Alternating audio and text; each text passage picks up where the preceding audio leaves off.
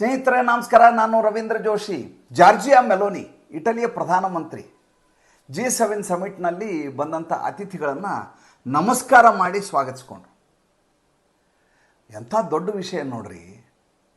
ಪಾಶ್ಚಿಮಾತ್ಯ ರಾಷ್ಟ್ರಗಳಲ್ಲಿ ಆಲಂಗಿಸಿಕೊಳ್ಳುವುದು ಅಥವಾ ಶೇಕ್ ಹ್ಯಾಂಡ್ ಮಾಡುವುದು ಅವರ ಪರಂಪರೆ. ಆದರೆ ಇಟಲಿಯ ಪ್ರಧಾನಮಂತ್ರಿ ಅಪುಲಿಯಾದಲ್ಲಿ ನಡೀತಾ ಇರುವಂಥ G7 ಸಮಿಟ್ಗೆ ಬಂದಂಥ ವೈಶ್ವಿಕ ಮಟ್ಟದ ಅತಿಥಿಗಳನ್ನು ನಮಸ್ಕಾರ ಮಾಡುವ ಮೂಲಕ ಆಹ್ವಾನಿಸಿಕೊಂಡ್ರು.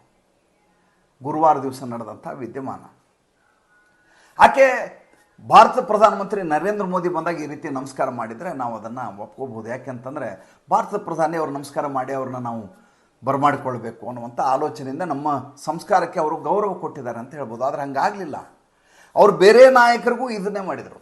ಉದಾಹರಣೆಗೆ ಯುರೋಪಿಯನ್ ಯೂನಿಯನ್ ಚೀಫ್ ಆಗಿರುವಂಥ Ursula von der Leyen shake hand ಮಾಡಲಿಕ್ಕೆ ಅವ್ರು ಬರ್ತಾರೆ. ಇವ್ರು ಹೋಗಿ ತಬ್ಕೊಳ್ಳೋದು ಶೇಕ್ ಹ್ಯಾಂಡ್ ಮಾಡೋದು ಬದಲು ನಮಸ್ಕಾರ ಅಂತ ಮಾಡ್ತಾರೆ.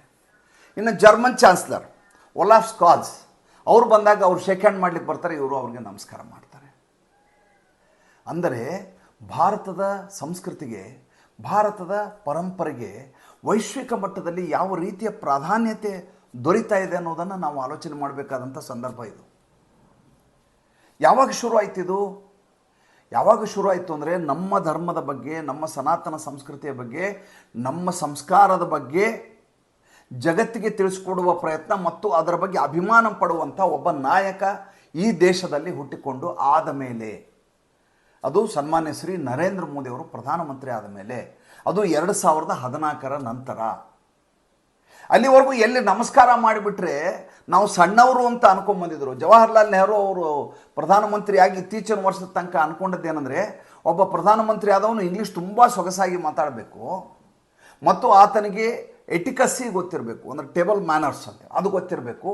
ಆತನ ನಡೆ ನುಡಿ ವಿಲಾಸಿಮಯವಾಗಿರಬೇಕು, ಸ್ಟೈಲಿಶ್ ಆಗಿರಬೇಕು, ಕ್ಲಾಸ್ ಆಗಿರಬೇಕು.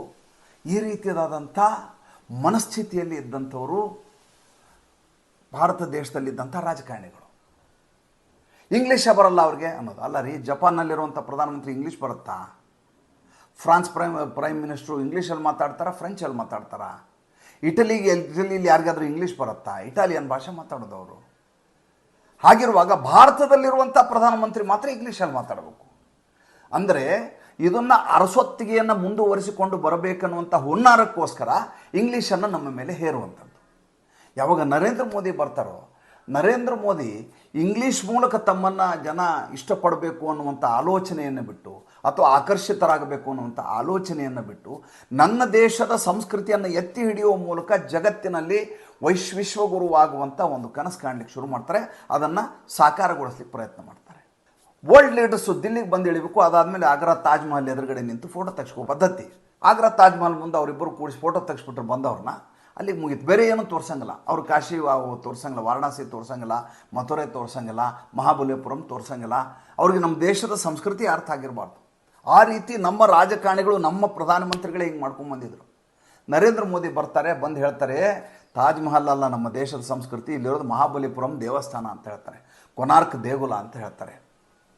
ಆವಾಗ ತಲೆ ಕೆಟ್ಟು ಹೋಗುತ್ತೆ ವಿದೇಶದವ್ರಿಗೆ. ಹೀಗೆಲ್ಲ ಇದೆಯಾ ಭಾರತ ದೇಶದಲ್ಲಿ ಅಂತ ನಿಬ್ಬೆರಗಾಗಿಬಿಡ್ತಾರೆ. ನಿಬ್ಬೆರಗಾಗ್ತಾರೆ. ಅಷ್ಟೇ ಅಲ್ಲ, ಎಷ್ಟು ವೈಜ್ಞಾನಿಕವಾದಂಥ ತಳಹದಿ ಇದೆ ಇದ್ರ ಕೆಳಗಡೆ ಅಂತ ಅರ್ಥ ಮಾಡ್ಕೋತಾರೆ. ಕೋವಿಡ್ ಸಂದರ್ಭದಲ್ಲಿ ಜಗತ್ತಿನ ಎಲ್ಲರೂ ತಮ್ಮ ತಮ್ಮ ಎದುರುಗಡೆ ಸಿಗುವಂಥ ಅತಿಥಿಗಳನ್ನು, ಸ್ನೇಹಿತರನ್ನು, ಬಂಧುಗಳನ್ನು ತಬ್ಬಿಕೊಂಡು ಆಲಂಗಿಸಿಕೊಂಡು ಗ್ರೀಟ್ ಮಾಡುವ, ಶುಭಾಶಯ ಹೇಳುವಂಥ ಸಂಪ್ರದಾಯ ಇತ್ತು. ಕೋವಿಡ್ ಸಂದರ್ಭದಲ್ಲಿ ಅದಕ್ಕೆ ಕತ್ತರಿ ಬೀಳುತ್ತೆ. ದೂರದಲ್ಲಿ ನಿಂತು ನಮಸ್ಕಾರ ಮಾಡುವ ಮೂಲಕ ನಾವು ನಿಮ್ಮನ್ನು ಹಾರ್ದಿಕವಾಗಿ ಸ್ವಾಗತಿಸಬಹುದು ಅಥವಾ ನಿಮ್ಮನ್ನು ಅಭಿನಂದಿಸಬಹುದು ಅನ್ನುವಂಥ ಸಂಸ್ಕೃತಿಗೆ ಇಂಬು ಕೊಟ್ಟ ಹಾಗೆ ಆಗತ್ತೆ. ಅಷ್ಟೇ ಅಲ್ಲ, ನರೇಂದ್ರ ಮೋದಿ ಯಾವುದೇ ದೇಶಕ್ಕೆ ಹೋದಾಗೋ ಅಥವಾ ಯಾವುದೇ ದೇಶದ ಅತಿಥಿ ನಮ್ಮ ದೇಶಕ್ಕೆ ಬಂದಾಗಲೂ ಕೈ ಮುಗಿಯುವ ಮೂಲಕವೇ ಅವರು ಸ್ವಾಗತಿಸುವ ಮೂಲಕ ಒಂದು ಹೊಸ ಪರಂಪರೆಗೆ ನಾಂದಿಯನ್ನು ಹಾಡ್ತಾರೆ. ಇದರಿಂದ ಮಾರು ಹೋದವರು ಯಾರು? ಮಾರು ಹೋದವರು ಡೊನಾಲ್ಡ್ ಟ್ರಂಪ್. ಅಮೆರಿಕದ ಡೊನಾಲ್ಡ್ ಟ್ರಂಪ್ನಿಂದ ಹಿಡಿದು ಇಟಲಿಯ ಜಾರ್ಜಿಯಾ ಮೆಲೋನಿವರೆಗೂ ಎಲ್ಲರೂ ಮಾರು ಹೋಗ್ತಾರೆ. ಅದರ ಫಲಶ್ರುತಿಯಾಗಿ ಈಗ G7 ಸಮಿಟ್ನಲ್ಲಿ ಅಪುಲಿಯಾದಲ್ಲಿ ಮೆಲೋನಿ ಅವರು ಎಲ್ರಿಗೂ ನಮಸ್ಕಾರ ಮಾಡ್ತಾ ಇದ್ದಾರೆ. ನಮ್ಮ ಹೆಗ್ಗಳಿಕೆ ನೋಡ್ರಿ. ಇದನ್ನು ನಾವು ಅರ್ಥ ಮಾಡ್ಕೊಳ್ಳೋದ್ರಲ್ಲಿ ಭಾಳ ಹಿಂದೆ ಹೋಗ್ಬಿಟ್ಟಿವಿ.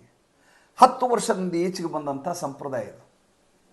ಜಗತ್ತಿನಲ್ಲಿ ಯೋಗ ಡೇ ಮಾಡಬಹುದು ಅಂತಲೇ ಯಾವ ರಾಜಕಾರಣಿಗೂ ಗೊತ್ತಿರಲಿಲ್ಲ. ಯೋಗದ ಮಹತ್ವ ಗೊತ್ತಿರಲಿಲ್ಲ ಮತ್ತು ಅದಕ್ಕೆ ಇರುವಂಥ ವೈಜ್ಞಾನಿಕ ಪುರಾವೆ ರುಜುವಾತುಗಳು ಅರ್ಥ ಆಗಿರಲಿಲ್ಲ.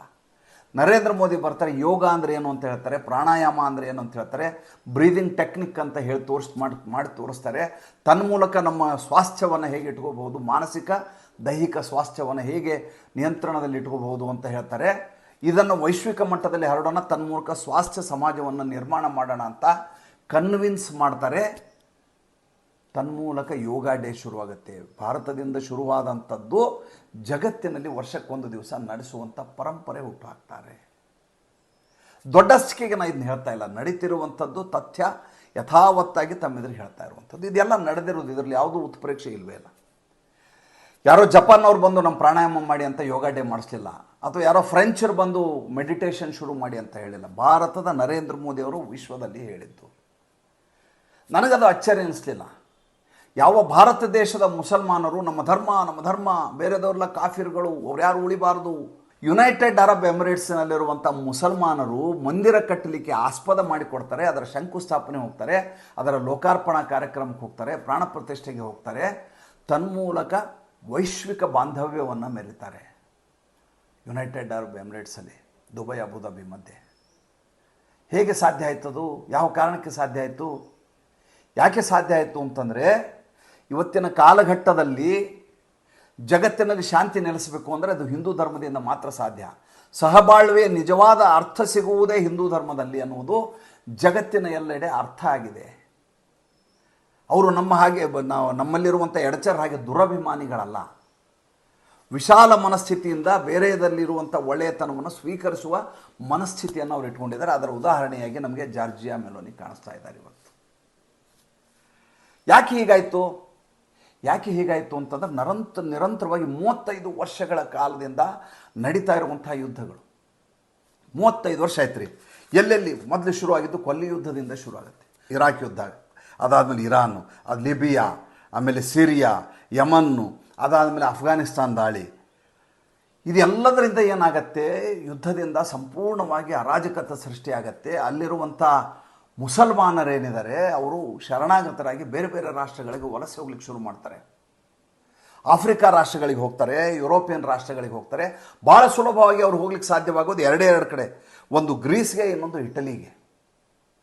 ಅಲ್ಲಿ ದಂಡಿಯಾಗಿ ರಾಜಕೀಯ ಶರಣಾಗತಿ ಅಂತ ಹೇಳ್ಕೊಂಡು ಪಾಸಿಟಿವ್ ಪೊಲಿಟಿಕಲ್ ಅಸಲೆನ್ಸ್ ಅಂತ ಹೋಗಿ ಸೇರ್ಕೋತಾರೆ. ಸೇರ್ಕೊಂಡಾದ್ಮೇಲೆ ಆದಂಥ ಅಪಸವ್ಯ ಏನು ಅಂತ ಹೇಳ್ತಾನೆ.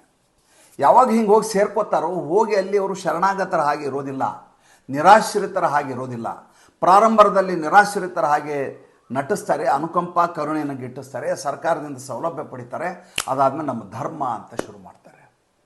ನಾನು ಯಾಕೆ ಬುರ್ಕ ಹಾಕ್ಕೊಂಡು ಓಡಾಡಬಾರ್ದು ಅಂತಾರೆ, ನಾನು ಯಾಕೆ ರಸ್ತೆಯಲ್ಲಿ ನಮಾಜ್ ಮಾಡಬಾರ್ದು ಅಂತಾರೆ, ನಾನು ಯಾಕೆ ಮಸೀದಿ ಕಟ್ಕೋಬಾರ್ದು ಅಂತಾರೆ, ಮಸೀದಿಯ ಮೇಲೆ ಲೌಡ್ ಸ್ಪೀಕರ್ ಇಟ್ಟು ಯಾಕೆ ಆಜಾನ್ ಕೂಗಬಾರ್ದು ಅಂತಾರೆ. ಇವತ್ತು ಐರೋಪ್ಯ ರಾಷ್ಟ್ರಕ್ಕೆ ಭಾಳ ದೊಡ್ಡ ತಲೆನೋವಾಗಿ ಪರಿಣಮಿಸಿದ್ದು ಯಾವುದಾದ್ರೂ ಇದ್ದರೆ ಈ ಇಸ್ಲಾಂ ಜಿಹಾದಿ ಮನಸ್ಥಿತಿ, ಈ ಪೊಲಿಟಿಕಲ್ ಅಸೆಲೆನ್ಸ್ ಅನ್ನುವಂಥ ರಾಜಕೀಯ ಶರಣಾಗತಿ ಅನ್ನುವಂಥ ಸುಳ್ಳು ನಾಟಕದ ಅಕ್ರಮಿತ ವಲಸೆಗಾರರ ಸಮಸ್ಯೆಯಿಂದ ಸಂಪೂರ್ಣ ಐರೋಪ್ಯ ರಾಷ್ಟ್ರಗಳು ಬೇಸತ್ತು ಹೋಗಿದ್ದಾವೆ. ಅದರಿಂದ ಹೊರಗೆ ಬರಬೇಕು ಅಂತ ಪ್ರಯತ್ನ ಮಾಡ್ತಾ ಇದ್ದಾವೆ. ಇಷ್ಟು ವರ್ಷ ಇದ್ದಂಥ ರಾಜಕಾರಣಿಗಳು ಹೀಗೆ ಬಂದಂಥ ಪೊಲಿಟಿಕಲ್ ಅಸೆಲೆನ್ಸ್ ಅಂದ್ಕೊಂಡು ಬಂದಂಥ ಅಕ್ರಮ ವಲಸಿಗರಿಗೆ ಮಣೆ ಹಾಕಿ ಅಪೀಸ್ಮೆಂಟ್ ಮಾಡಿ ಯಾವ ಸ್ಥಿತಿಗೆ ತಂದಿದ್ದಾರೆ, ಯುರೋಪಲ್ಲಿ ಬದುಕಲಿಕ್ಕೆ ಸಾಧ್ಯ ಇಲ್ಲ. ನಮ್ಮ ಡಾಲರ್ಗಳಲ್ಲಿ ಕೊಟ್ಟಂಥ ದುಡ್ಡನ್ನು ಇವರಿಗಾಗಿ ಸರ್ಕಾರಗಳು ದಂಡ ತೆತ್ತ ಹಾಗೆ ಖರ್ಚು ಮಾಡ್ತಾ ಇದ್ದಾವೆ ಅಂತ ಬೇಸತ್ತು ಹೋಗಿದ್ದಾರೆ. ಮೊನ್ನೆ ಫ್ರಾನ್ಸ್ನಲ್ಲಿ ಲೀಪೆನ್ ಮಾಡಿದಂಥ ಭಾಷಣವನ್ನು ನೀವು ಕೇಳಿರಬೇಕು. ಅಲ್ಲಿ ಮ್ಯಾಕ್ರಾನ್ ಸರ್ಕಾರವನ್ನು ಕಿತ್ತು ಹಾಕ್ಲಿಕ್ಕೆ ಸಿದ್ಧ ಆಗಿದ್ದಂಥ ಸಂದರ್ಭ. ಆಕೆ ಹೇಳ್ತಾಳೆ, ಮುಸಲ್ಮಾನರು ನನ್ನ ದೇಶದಲ್ಲಿ ಫ್ರಾನ್ಸ್ನಲ್ಲಿ ಯಾಕೆ ಇರಬೇಕು ಅನ್ನುವಂಥ ಒಂದೇ ಒಂದು ಕಾರಣವನ್ನು ಹೇಳಿ ಅಂತ ಕೇಳಿದ್ದಾರೆ ಭಾಷಣದಲ್ಲಿ ಲೀಪೆನ್. ಎಂಥ ಭಾಷಣ ರೀ, ಕೇಳಬೇಕು ನೀವು ಅದನ್ನ. ನನ್ನ ಸರ್ಕಾರ ಬಂದರೆ ಒಂದೇ ಒಂದು ಮಸೀದಿಯಲ್ಲಿರೋ ಹಾಗಿಲ್ಲ, ರಸ್ತೆಯಲ್ಲಿ ಬುರ್ಕ ಹಾಕ್ಕೊಂಡು ಓಡಾಡೋ ಹಾಗಿಲ್ಲ. ನಮ್ಮ ಇಲ್ಲಿಯ ಸಂಸ್ಕೃತಿ, ಇಲ್ಲಿಯ ಸಂವಿಧಾನ ಏನಿದೆ ಅದಕ್ಕೆ ಅನುಗುಣವಾಗಿ ಇರೋದಾದ್ರೆ ಇರಲಿ, ಇಲ್ಲದೇ ಇದ್ದರೆ ಬೇಡ, ಕಳಿಸ್ಬಿಡಿ ವಾಪಸ್, ಅವ್ರು ಬೇಕಾಗಿಲ್ಲ ನಮಗವರು ಅಂತ ಲೀಪೆನ್ ಹೇಳಿರೋದು. ಮೆಕ್ರೋನು ಆ ಕಡೆನೂ ಈ ಕಡೆ ನೋಡ್ತಾ ಪೆಕ ಆಗ್ತಾರೆ, ಸರ್ಕಾರ ಉಳಿಯೋದಿಲ್ಲ. ಜರ್ಮನ್ನಲ್ಲಿ ಆಗಿದ್ದೇನು, ಜರ್ಮನ್ನಲ್ಲಿ ಬಲಪಂಥೀಯರು ಬರಲಿಕ್ಕೆ ಕಾರಣ ಏನು? ಯಾವ ವಲಸಿಗರು ಬಂದಿದ್ದಾರೆ ಅವ್ರಿಗೆ ಮಣೆ ಹಾಕುವಂಥ ಕೆಲಸ ಆಯಿತು. ಅದನ್ನು ಸಹಿಸಲಿಕ್ಕೆ ಆಗಲಾರದೆ ಬೇಸತ್ತು ಮಾಡಿದಂಥ ಕೆಲಸ. ಅದಾದಮೇಲೆ ಆಸ್ಟ್ರಿಯಾಗೆ ಬನ್ನಿ, ಆಸ್ಟ್ರಿಯಾದಲ್ಲಿ ಆಗಿದ್ದೇನು. ನೆದರ್ಲ್ಯಾಂಡ್ ಗ್ರೀಟರ್ ವೀಲ್ಡ್ ಏನು ಮಾಡಿದರು? ನಮ್ಮ ದೇಶದಲ್ಲಿ ನ್ಯೂಪುರ್ ಶರ್ಮಾನನ್ನು ಬಹಿಷ್ಕರಿಸಲಾಯಿತು, ಆದರೆ ಗ್ರೀಟರ್ ವೀಲ್ಡ್ ಅಲ್ಲಿ ಆಕೆಗೆ ಅಭಿನಂದನೆಯನ್ನು ಹೇಳ್ತಾನೆ. ಆತ ಸಮ್ಮಿಶ್ರ ಸರ್ಕಾರ ಮಾಡಲಿಕ್ಕೆ ಪ್ರಯತ್ನ ಮಟ್ಟ ಭಾಳಷ್ಟು ಜನ ತೊಂದರೆ ಕೊಟ್ಟರು, ಅದು ಬೇರೆ ವಿಚಾರ. ಆದರೆ ಆತನ ಧೋರಣೆ ಸ್ಪಷ್ಟವಾಗಿತ್ತು. ಯಾವ ಎಡಪಂಥೀಯ ನರೇಟಿವ್ ಇಟ್ಕೊಂಡು ಇಡೀ ಜಗತ್ತಿನಾದ್ಯಂತ ಇದೇ ರೀತಿ ಭಾರತ ದೇಶದಲ್ಲಿ ಹೇಗಿದೆ ಹಾಗೆ ಸರ್ಕಾರ ಮಾಡಬೇಕು, ಮುಸ್ಲಿಂ ಅಪೀಸ್ಮೆಂಟ್ ಮಾಡಬೇಕು, ವಲಸಿಗಾರನ್ನ ಓಲೈಸಬೇಕು ಅನ್ನುವಂಥ ಸ್ಥಿತಿ ಇತ್ತು. ಆದ್ದರಿಂದ ಹೊರಗೆ ಬರಲಿಕ್ಕೆ ಇಡೀ ಜಗತ್ತು ಸಿದ್ಧಗೊಂಡಿದೆ. ಭಾರತ ಮಾತ್ರವಲ್ಲ, ಜಗತ್ತು.